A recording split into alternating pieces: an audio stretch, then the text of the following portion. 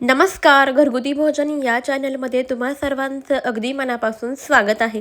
जसं की तुम्ही थंबनेलला पाहिलंच आहे की आज आपण दुधीमध्ये रवा घालून अतिशय पौष्टिक आणि भन्नाट अशी रेसिपी बनवणार आहोत. चला तर मग मंडळी, याचं आपल्याला काय बनवायचं आहे ते पाहण्यासाठी व्हिडिओ अजिबात जरासुद्धा कुठेही स्किप न करता अगदी शेवटपर्यंत पहा. रेसिपी इतकी पौष्टिक आणि टेस्टी आहे ना, दुधीला नाक मुरडणारे सुद्धा आवडीने खातील. आणि तुम्ही सुद्धा एकदा जर हा नाश्ता बनवला तर आठवड्यातून 1-2 वेळा नक्कीच बनवून खाल. इतका जबरदस्त आणि पौष्टिक असा नाश्ता आहे. उन्हाळ्यासाठी सुद्धा खूपच जास्त उपयुक्त आहे. चला तर मंडळी, वेळ न घालवता आपण लगेचच आपल्या आजच्या रेसिपीला सुरुवात करूया. सर्वात अगोदर इथे आपल्याला दुधी घ्यायचा आहे. आता जितका दुधी घ्यायचा तितका कट करून घ्यायचा. चिरून घेतल्यानंतर दुधीची आपल्याला साल काढून घ्यायची आहे. दुधीची साल काढली की अशा पद्धतीची किसणी घ्यायची आहे, जे आपल्या सर्वांच्या घरामध्ये असतेच. आता याने आपल्याला दुधी पहा मध्यम आकारामध्ये असं उभ्या आकारामध्ये याला किसून घ्यायचं आहे. दुधीचा इथे आपल्याला किस बनवून घ्यायचा आहे. तर अशा पद्धतीने आपण हा दुधी व्यवस्थित असा किसून घेऊया. इथे पहा, या पद्धतीचा आपल्या इथे दुधीचा किस तयार होतो आहे. आता असाच आपण हा संपूर्ण दुधी किसून घेऊया. पहा, इथे आपण हा सर्व दुधी व्यवस्थित असा किसून घेतलेला आहे. पाहू शकता, दुधीमध्ये भरपूर प्रमाणामध्ये पाणी आहे. त्यामुळे इथे आपण पाण्याचा वापर न करता अगदी गरज पडली तर चमचाभर पाणी वापरून हा पदार्थ बनवून घेणार आहोत. संपूर्ण दुधीचा किस एका मिक्सिंग बाउलमध्ये काढून घ्यायचा आहे. आता इथे मी 1 वाटी बारीक रवा घेतलेला आहे. तर यामध्ये आपल्याला बारीक रवा घालायचा आहे. गरजेप्रमाणे जसा जसा लागेल ना तसा यामध्ये रवा घालून व्यवस्थित मिक्स करून घ्यायचा आहे. दुधीमध्ये रवा जसा भिजला जाईल तसा थोडा थोडा करून आपण रवा यामध्ये घालून व्यवस्थित असं मिक्स करून घेऊया. पहा, इथे आपण 1 वाटी बारीक रवा घेतलेला आहे. तो थोडा थोडा करत यामध्ये घालून व्यवस्थित मिक्स करून घेतला. पहा, 1 वाटी रवा यामध्ये आपण दुधीच्या पाण्यामध्ये भिजवून घेतलेला आहे. आता यामध्ये आपल्याला 3 चमचे बेसन पीठ घालायचं आहे, म्हणजेच पाव वाटी बेसन पीठ यामध्ये घालायचं आहे. आणि आता यामध्ये हे बेसन पीठ व्यवस्थित असं मिक्स करून घेऊया, एकजीव करून घेऊया. तर दुधीमध्ये जे पाणी आहे त्यामध्येच आपल्याला हे व्यवस्थित मिक्स करून घ्यायचं आहे, एकजीव असं करून घ्यायचं आहे. सर्व बेसन पीठ पहा, इथे आपण यामध्ये व्यवस्थित मिक्स करून घेतलेलं आहे. आता दुधीमध्ये आणखीन थोड्या प्रमाणामध्ये पाणी शिल्लक आहे, त्यामुळे यामध्ये आपण अजून पाव वाटी गव्हाचं पीठ घालणार आहोत. यामुळे आपला हा नाश्ता आणखीन पोटभरीचा होतो आणि पौष्टिकसुद्धा बनतो. गव्हाचं पीठ घालून आपण व्यवस्थित असं मिक्स करून घेतलेलं आहे. आता यामध्ये आपल्याला 1 चमचा ताजे दही घालायचं आहे. सोबतच बारीक चिरलेला कांदा, बारीक चिरलेली हिरवी मिरची घालायची आहे, कोथिंबीर घालायची आहे. 1 चमचा ओवा हातावरती अशा पद्धतीने चोळून यामध्ये घालायचा. 1 चमचा लाल तिखट घालायचा आहे, थोडासा किचन किंग मसाला घालायचा आणि हे सर्व व्यवस्थित मिक्स करून घ्यायचं. तुमच्या आवडीप्रमाणे इथे तुम्ही गरम मसाला, सब्जी मसाला कोणतेही मसाले वापरू शकता. सर्व जिन्नस छान व्यवस्थित मिक्स करून घ्यायचं, एकजीव करून घ्यायचं. मग सर्वात शेवटी चवीप्रमाणे मीठ घालून व्यवस्थित मिक्स करून घ्यायचं. मिश्रण जरासं इथे घट्टसर वाटते आहे, त्यामुळे अगदी चमचाभरच यामध्ये पाणी घालायचं आणि व्यवस्थित मिक्स करून घ्यायचं. इथपर्यंत आपण जरासुद्धा यामध्ये थेंबभरही पाणी वापरले नव्हतं, परंतु पीठ आहे ना आपल्याला अशा पद्धतीचं मध्यम स्वरूपाचं भिजवून घ्यायचं आहे. त्यामुळे अगदी चमचाभरच यामध्ये पाणी घालायचं, मिक्स करून घ्यायचं. इथे पहा, आपलं या स्वरूपाचं हे पीठ तयार झालेलं आहे. पिठाची कन्सिस्टन्सी तुम्ही पाहू शकता, अशा स्वरूपाची ठेवायची आहे. तर इथे आपलं हे दुधीचं मिश्रण म्हणजेच पीठ तयार झालेलं आहे. आता लगेच आपल्याला गॅसवरती पॅन ठेवायचा आहे, त्याला व्यवस्थित असं तेल लावून घ्यायचं आहे. तेलाऐवजी इथे तुम्ही तूप किंवा बटरसुद्धा वापरू शकता. हाताला थोडंसं पाणी लावून घ्यायचं आणि हे पीठ आपल्याला अशा पद्धतीने पॅनवरती ठेवायचं आहे आणि हाताला पाणी लावून याला व्यवस्थित असं पसरवून घ्यायचं. यामुळे काय होतं की हे पीठ आहे, मिश्रण आहे, ते आपल्या हाताला अजिबात चिकटत नाही आणि छान असं पसरलं जातं. अगदी पातळसर असं आपल्याला याला पसरवून घ्यायचं आहे.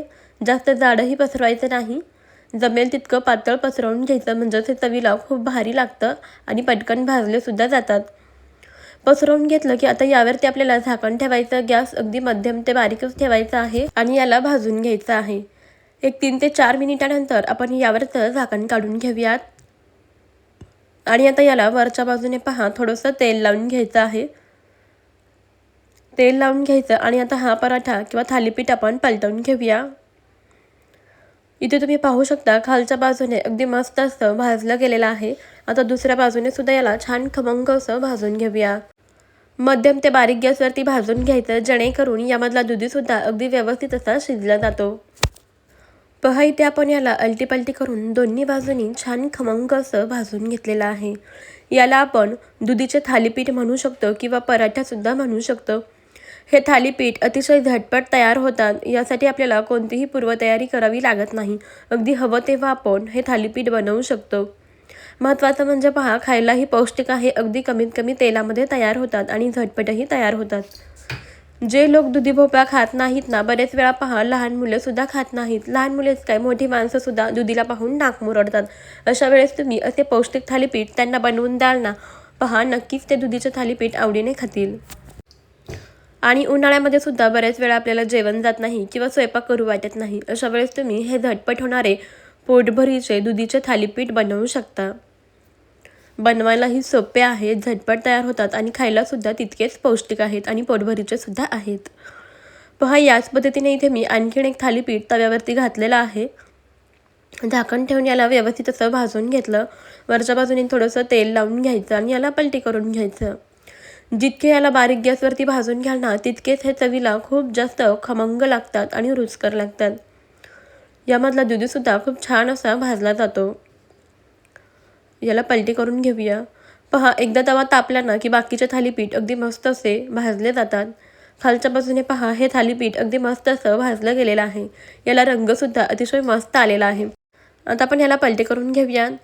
पहा दोन्ही बाजूनी अगदी मस्त खमंग असं हे थालीपीठ आपण भाजून घेतलेलं आहे. तुमच्याकडे दुधीपासून कोणकोणते पदार्थ बनविले जातात ते मला कमेंटमध्ये नक्कीच सांगा, म्हणजे मी सुद्धा नवीन नवीन रेसिपीज तुमच्यासोबत घेऊन येईल.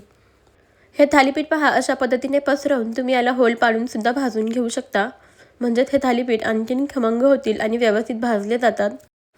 तर मंडळी, तुम्हाला एक निवेदन आहे की तुम्ही आपला हा व्हिडिओ कोणत्या शहरातून किंवा मग कोणत्या गावातून पाहत आहात ते मला कमेंटमध्ये नक्कीच कळवा. म्हणजेच मला सुद्धा समजेल की आपले व्हिडिओ कुठपर्यंत पोहोचतात आणि व्हिडिओच्या शेवटी मला तुमचे आभार नक्कीच मानता येतील. तुम्ही जर आपल्या घरगुती भोजन चॅनलवर प्रथमच आला असेल किंवा चॅनलला अजूनही सबस्क्राईब केले नसेल तर पटकन सबस्क्राईब करा आणि त्यापुढील बेल आयकॉनसुद्धा प्रेस करा, म्हणजे आपल्या येणाऱ्या नवीन व्हिडिओचे अपडेट सर्वात अगोदर तुम्हाला मिळतील. पहा हे थालीपीठसुद्धा आपण अगदी मस्त असं दोन्ही बाजूंनी व्यवस्थित खमंग असं भाजून घेतलेलं आहे. तुम्ही सुद्धा अशा पद्धतीने दुधीचे थालीपीठ एकदा नक्कीच बनवून पहा. घरातले सर्वजण नक्कीच आवडीने हे थालीपीठ खातील. पहा अगदी खमंग असे हे दुधीचे थालीपीठ मी बनवून घेतलेले आहेत. एवढ्या साहित्यामध्ये माझे 4 मध्यम आकाराचे दुधीचे थालीपीठ तयार झालेले आहेत. तुम्हाला जितकं बनवायचं त्यानुसार तुम्ही प्रमाण कमी जास्त करून घेऊ शकता. पाहू शकता अगदी मस्त असे हे दुधीचे थालीपीठ झालेले आहेत. छान मऊ लुसलुशीत झालेले आहेत. हे थालीपीठ तुम्ही दहीसोबत सर्व करू शकता किंवा तुमच्या आवडीच्या कोणत्याही चटणीसोबत, जसे की नारळाची चटणी वगैरे असेल त्यासोबत सर्व करू शकता. ही रेसिपी तुम्ही सुद्धा एकदा नक्कीच ट्राय करून पहा. मला खात्री आहे तुम्हाला आपली आजची ही पौष्टिक रेसिपी नक्कीच आवडली असेल. जरासुद्धा आवडली असेल तर एक लाईक नक्कीच करा आणि आपल्या घरगुती भोजन अस्सल मराठमोळा चॅनलला जरूर सबस्क्राईब करा. कारण अशाच पौष्टिक, भन्नाट आणि युनिक रेसिपीज तुम्हाला सर्वात अगोदर आपल्या घरगुती भोजन चॅनलवरच पाहायला मिळणार आहेत. त्यामुळे चॅनलला नक्की सबस्क्राईब करा. हे थालीपीठ तुम्ही लहान मुलांना टिफिनसाठी सुद्धा देऊ शकता. लहान मुलं हा पौष्टिक दुधी खात नसतील तर अशा पद्धतीने बनवून द्यायचं, मग पहा टिफिन संपूर्णच घरी येणार. चला मंडळी, तुम्ही सुद्धा ही रेसिपी नक्की ट्राय करून पहा. कशी वाटली मला कमेंटमध्ये नक्कीच कळवा. भेटूया आपण अशाच पुढच्या एका नवीन, भन्नाट आणि युनिक अशा रेसिपीमध्ये. आपला आजचा हा व्हिडिओ तुम्ही अगदी शेवटपर्यंत पाहिलात त्याबद्दल तुमचे खूप खूप धन्यवाद. लवकरच घरगुती भोजनावर नवीन रेसिपी घेऊन येते. तोपर्यंत बाय बाय.